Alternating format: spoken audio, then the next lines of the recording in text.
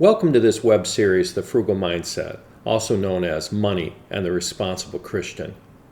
This is the 5th episode of our Frugal Mindset Money Skills section of the webinar. However, this is our 15th episode overall. And in this episode, we're going to talk about how to use the personal balance sheet and the personal cash flow statement to get where you want to go. How do you use these two tools that we've just discussed to get where you want to go? There are two major questions when you're trying to figure out your financial situation. The first question is, where are you at in the big picture? Where do you really stand? And to answer that question, the most important tool to use is the personal financial statement or personal net worth statement. And we talked about that at length in episode 13 of this webinar. And all that does is it lists all of your assets, all the stuff you have, all the money you have, everything else on the one side, and all of the debts or liabilities on the other side. You add the two figures up, subtract one from the other, and you have either a positive or a negative net worth. And that gives you a snapshot in time of where you stand. The second big question to evaluate your financial situation is, how are you spending your money every month? And to answer that question, the primary tool is the personal cash flow statement. And all that does is track all the money that comes in and all the money that goes out. Now, there's two Bible passages that give us some insight on these matters that I want to review quickly with you. The first one is Proverbs chapter 15, verse 22. Without counsel, plans fail, but with many advisors, they succeed. And Proverbs chapter 16, verse 3, commit your work to the Lord, and your plans will be established. Now, as you use these two tools, the net worth statement and the cash flow statement, you need to always keep in mind the 4 frugal questions and the 3 need questions. And let's review those quickly. First, the 4 frugal questions. Can I afford it? And what that means is you can pay cash for the full amount, and it won't negatively impact your other financial priorities. Secondly, is it appropriate? Is this the right thing for you to be doing? Third, is this the best route? Is this the best value? And fourth, you've answered yes to all of those other questions. Now, is it still worth it to you to spend your hard-earned money on this thing? If you answer yes to all those questions, you should feel free to buy it, whether it's a can of soup or it's a new Ferrari. But if you answer no to any one of those questions, then you have to ask yourself the 3 need questions. And the primary one is number 1. Is it truly a need? And don't forget, need is defined as something that you must purchase or will negatively impact your family's health or welfare. You need to buy it or your family's going to have problems. And then the second question is, if it is truly a need, is this the best route? And then the third question is, how am I going to pay for it? So if it's truly a need and this is the best route, then you got to figure out a way to pay for it. All right, in the context of the 4 frugal questions and the 3 need questions, let's spend a minute looking at Single Mary's balance sheet and her profit and loss statement. So here at the same time, we put up Single Mary's personal balance sheet as well as Single Mary's cash flow statement for January. And Single Mary is looking pretty good, both in terms of the need and in the terms of the 4 frugal questions. She's making $2,200. Her expenses look reasonable, both in the context of needs and the frugal mindset. I mean, we don't know. She maybe could save a little bit of money here and there. Her rent's certainly reasonable at $650 a month. Maybe she's sharing an apartment with somebody. She hasn't spent a lot of money on clothes. So she's done very well for the month of January. The one thing that's really surprising about Single Mary, she has inflows of $2,300 a month, outflows of almost $1,600 a month. So she has over a $700 positive inflow. But when we go over and look at her savings, she didn't have any money in savings. So maybe this is the first job she's ever had, and this is her first paycheck or something, so she hasn't had a chance to build any savings. But certainly, Single Mary, using her 4 frugal questions and 3 needs questions, will shortly have savings. And if she's regularly saving, say, $700 a month in just a year, 7 times 12, is $8,400. So in just a year over here, this will change significantly. And then it would look like this. Her savings would be $8,400 in cash for a total net worth of $15,000. So then, I mean, single Mary's doing very well for a young lady with her first job. Now, she's certainly going to want to work on this savings account, so she'll have some reserves, but we'll talk about that more next. So let's go on to our next example. All right, here we're looking at the personal balance sheet for Mike and Mandy. And if you recall, Mike and Mandy are two medical school students who will be graduating next month, and they're going to be earning $175,000 a year each, so they'll have a family income of $350,000, and although they have a huge negative net worth because of their student loans, their minimum student loan payment is going to be about $3,000 a month probably, but still, even with the $36,000 a year student loan payment, with a income of $350,000, they'll easily be able to meet those burdens and move forward with their financial lives. So although they have a huge negative net worth at this moment, that should turn around very quickly. They may certainly want to make paying off debt a high priority, depending upon what the interest rate is on these student loans. They can certainly look at, maybe buying a home, just moving on with their financial future. They're looking great because of what their income will be shortly, even though it doesn't look good right this minute. We didn't even run a cash flow statement. They didn't have any money coming in. All they had was they were using their student loans. So yeah, Mike and Mandy look like they're going to be doing great. Now it's going to get a lot more interesting with our next two examples. All right, here we have the personal balance sheet and the cash flow statement for single Jim. And this one indeed gets more interesting. As we can see, single Jim has one significant asset, his house. He has a little bit of equity in it. He does have a pickup truck that he owns free and clear. He has a little bit of money in retirement savings, but he only has $1,200 in personal savings, and he's carrying about $6,000 in credit card debt.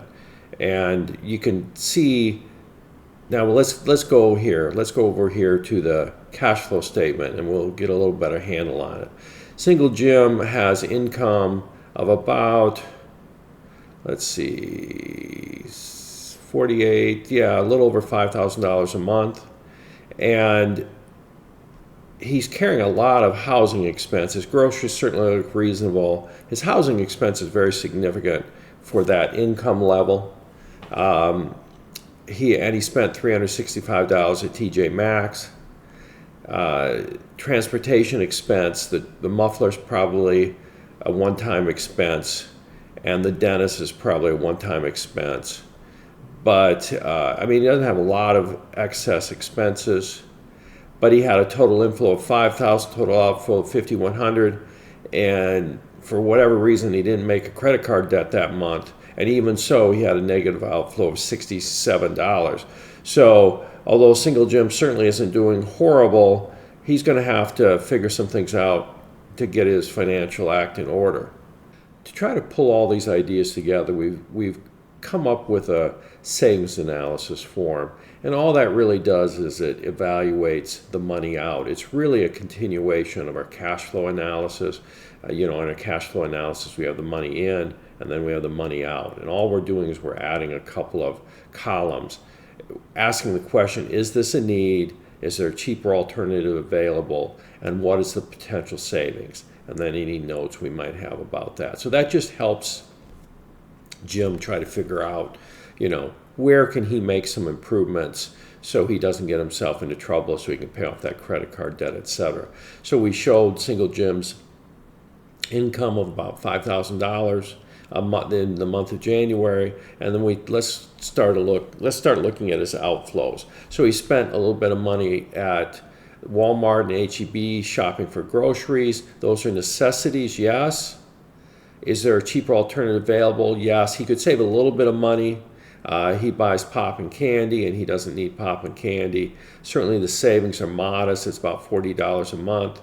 But single Jim needs to get on top of it. He might want to do that for a short period of time if he can't find a better way to do it. as we look at the housing-related expenses, it's clear that single Jim is carrying an awful lot of expense every month related to his housing. He has an income, a decent income of over $5,000 a month in January, but he's spending over $2,000 a month in housing-related expenses. Now, and this isn't a value judgment. This isn't even a statement of what he needs to do. This is just a tool to look at the outflows that he has every month and see where he could potentially have some savings. We're not saying right now he needs to do any one of these things or any of these things at all. This is just to get a good handle on the overall picture. So we're using the need analysis. Is it a need? Because if it's a need, then he has to spend the money. But is there a cheaper alternative available? Yes, there is. So he certainly needs some kind of housing. But let's assume that there's an option where Jim could rent an apartment for $1,000 a month, and that would include all of the associated housing expenses. And if he rented, then he wouldn't have to pay property taxes. So instead of having this over $2,000 a month, he could potentially cut that way back to where he's only got about $1,000 a month. So these are all potential savings if he chose to do that.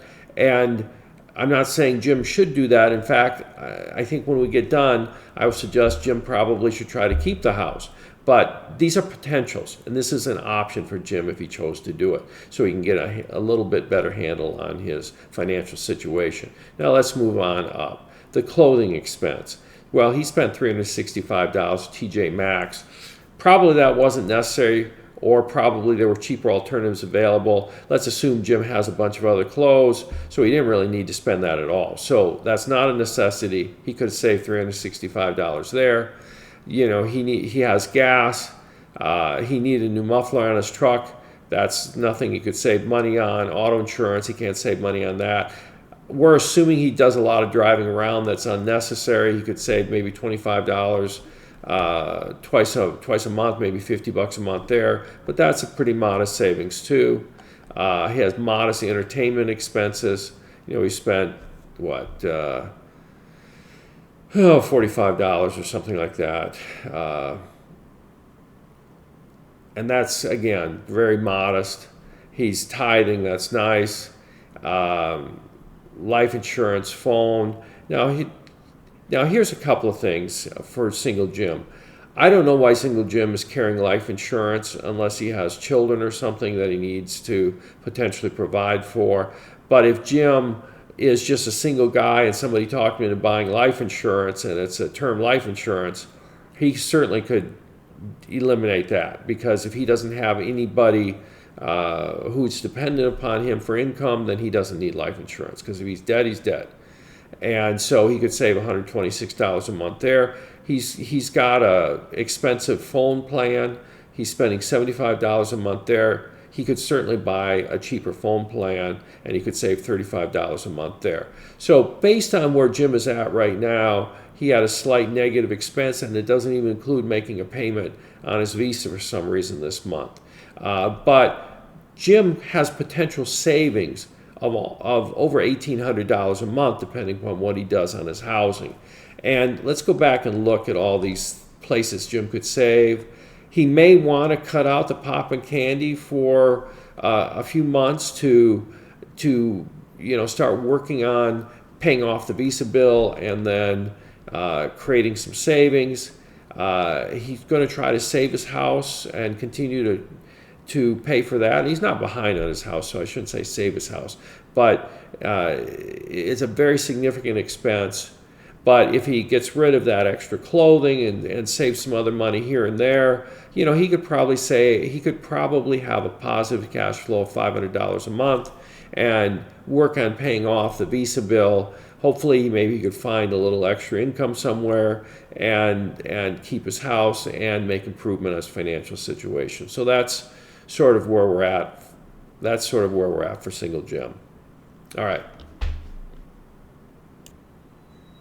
All right, let's go back to Allison and Andy for a minute. And you recall, this is the couple who was, the husband had just had a stroke. The wife was a few years away from retirement. Though she was earning a good income now in retirement, her income was going to be dramatically lower. Her Social Security was only going to be $1,000 a month. So let's look at their assets. They have a house, which they have just a little bit of equity in. They have a pickup, which they own free and clear. Then they have a 4Runner, which unfortunately they're upside down in. They have furniture. They have a very small IRA, and then they're carrying almost $6,000 in credit card bills. And that's their balance sheet. Then their cash flow statement. So we have the income, $2,100 twice a month. So $4,200, more than half their income is coming from Allison's wages. But when she retires, her income is going to be dramatically decreased to only $1,100 a month, I believe is what I said. And then Andy has $3,000 a month in Social Security benefits. And so they're going to go from $7,200 a month income to only $4,100 a month income. And let's look at their spending habits. Groceries certainly aren't out of whack. Their housing expense is very significant. With their current income, they should be able to afford it without a problem, but what are they going to do shortly? Clothing. Allison has spent a lot of money on clothing, transportation. Of course, they got this huge 4Runner payment, $500 a month. Healthcare, health insurance, prescriptions, and then apparently had a procedure and there was a deductible, and then entertainment. They eat out an awful lot. Giving, they give $100 to church, and then they're making their payments, but they're only making minimum payments to Visa, and Allison is making a $100 contribution to her IRA. So her total inflows were $7,200, her total outflows were $6,930, producing a positive cash flow of approximately $270 for the month of January. But that's going to be very problematic as they move forward. This couple has not done a good job preparing for their retirement. They haven't done a good job with their finances. They've earned pretty good money and they haven't taken care of their situation. They've lived for the moment way too much. So let's go to our next form and look at the potential savings analysis, because based on where these folks are at and the very little equity they have in their house and how their income is going to be dramatically decreased, let's just take a look at that. Let's play with that for a minute. Let's say Allison is making $1,100 once a month and she's not getting a second check. Now let's look at the inflows and the outflows. The inflow is $4,100, the outflow is $6,900. That's $2,800 a month negative cash flow. That cannot last long for this couple. So they're going to have to figure something out. And frankly, they're in the situation, it's not something that has to be done today, but they're in a situation, the sooner they figure out what they're going to do, the sooner they come up with a reasonable plan, the better off they're going to be. And of course, what happens if Andy passes away? Allison and Andy really need to jump up their game quite a bit. So let's look at the potential savings analysis form. All right, here's the potential savings analysis for Allison and Andy. We've got the money in, the money out. Is it a need? And then is there a cheaper alternative available? And if there is, what's your potential saving, either by eliminating the cost altogether or by using a cheaper alternative? So the groceries, there's nothing cheaper, no way they can save money there. The housing, they're going to have to do something about housing because they just can't afford to maintain this house and maintain the car. I mean, shortly Allison is going to be retired. Their income's going to drop dramatically. They got to make up, $2,500 or something, and they're going to have to find that somewhere. And one of the main areas that can help there is housing.